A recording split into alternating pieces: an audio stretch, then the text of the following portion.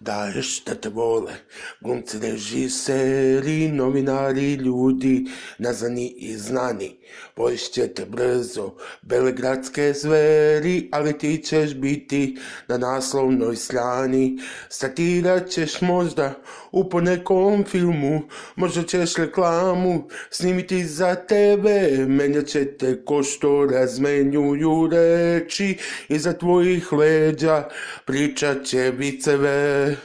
Ti si savršenstvo bez mane, ti si deo vojničkih snova, ti si lutka sa naslovne strane i treba ti lova.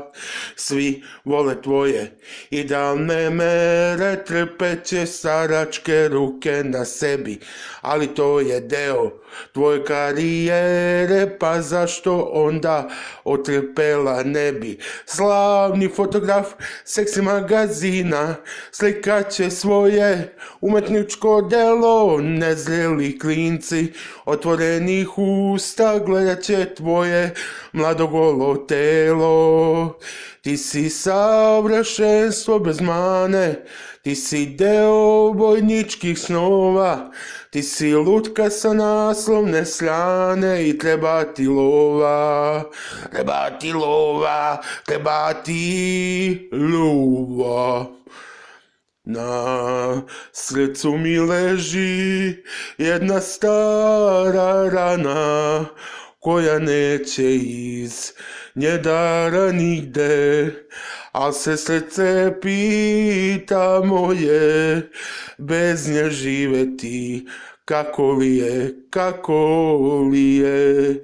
Idi, nesanice, da ne vidim tvoje lice, da mi zora bol ne stvara. Idi, pusti me da je odsanjam na morskome plavom žalu, de Čarlija vetrić mio, plavušu sam bajnu snio, o kako sam sretan bio. I dok sam joj govorio, drhtale su usne njene, oda mi je još jedare cesti, da je pitam da me ona voli i da je bez nje tužan život celi.